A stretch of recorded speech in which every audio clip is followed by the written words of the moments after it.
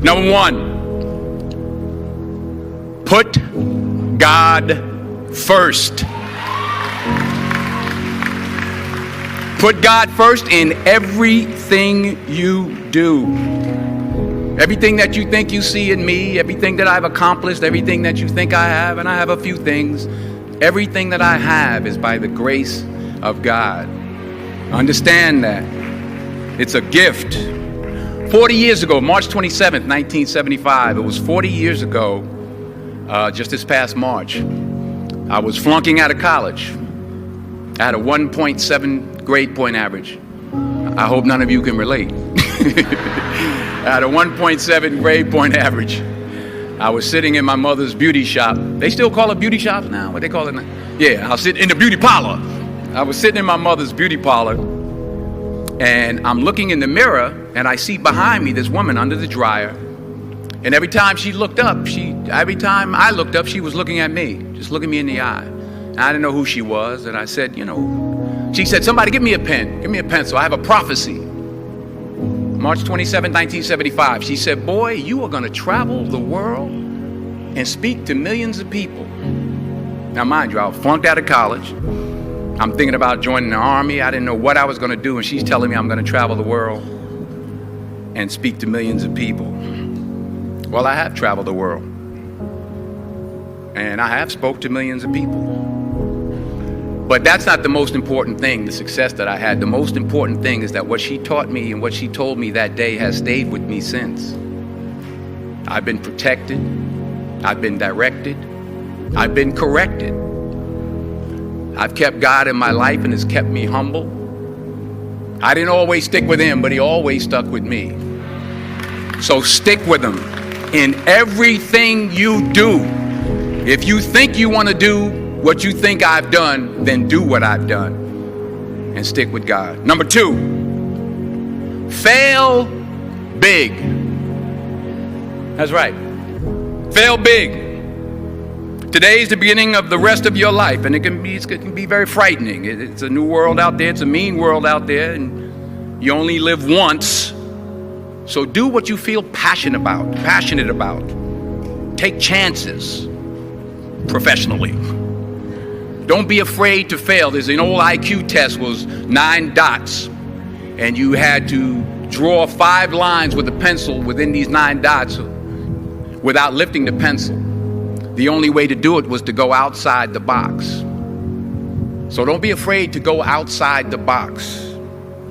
Don't be afraid to think outside the box. Don't be afraid to fail big, to dream big. But remember, dreams without goals are just dreams, and they ultimately fuel disappointment. So have dreams, but have goals. Life goals, yearly goals, monthly goals, daily goals. I try to give myself a goal every day. Sometimes it's just to not curse somebody out. Simple goals, but have goals. And understand that to achieve these goals, you must apply discipline and consistency. In order to achieve your goals, you must apply discipline, which you have already done, and consistency every day, not just on Tuesday and miss a few days. You have to work at it every day. You have to plan every day. You've heard the saying, we don't plan to fail, we fail to plan. Hard work works. Working really hard is what successful people do. And in this text, tweet, twerk world that you've grown up in, remember, just because you're doing a lot more doesn't mean you're getting a lot more done. Remember that. Just because you're doing a lot more doesn't mean you're getting a lot more done. Don't confuse movement with progress. My mother told me, she said, yeah, because you can run in place all the time and never get anywhere. So continue to strive, continue to have goals, continue to progress. Number 3, you'll never see a U-Haul behind a hearse. I'll say it again. You'll never see a U-Haul behind a hearse. I don't care how much money you make, you can't take it with you. The Egyptians tried it. They got robbed. That's all they got. You can't take it with you. And it's not how much you have. It's what you do with what you have. We all have different talents. Some of you will be doctors, some lawyers, some scientists, some educators, some nurses, some teachers. Yeah, okay. Some preachers.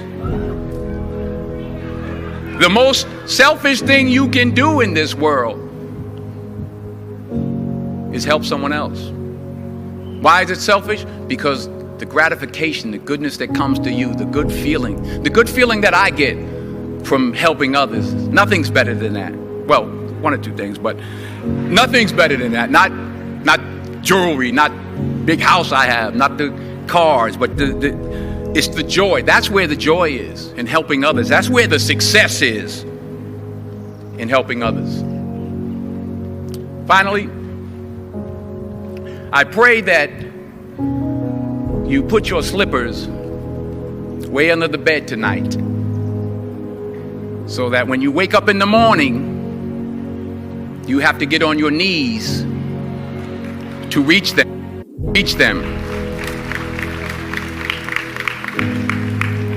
And while you're down there, say thank you for grace. Thank you for mercy. Thank you for understanding. Thank you for wisdom. Thank you for parents. Thank you for love. Thank you for kindness. Thank you for humility. Thank you for peace. Thank you for prosperity. Say thank you in advance for what's already yours. That's how I live my life. That's why I am, one of the reasons why I am today.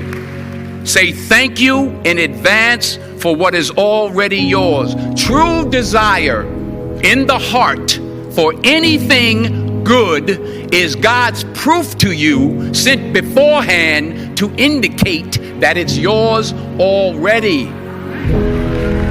I'll say it again. True desire in the heart, that itch that you have, whatever it is you want to do, that thing that you want to do to help others and to grow and to make money, that desire, that itch, that's God's proof to you, sent beforehand already to indicate that it's yours. And anything you want good, you can have. So claim it. Work hard to get it. When you get it, reach back. Pull someone else up. Each one, teach one. Don't just aspire to make a living. Aspire to make a difference.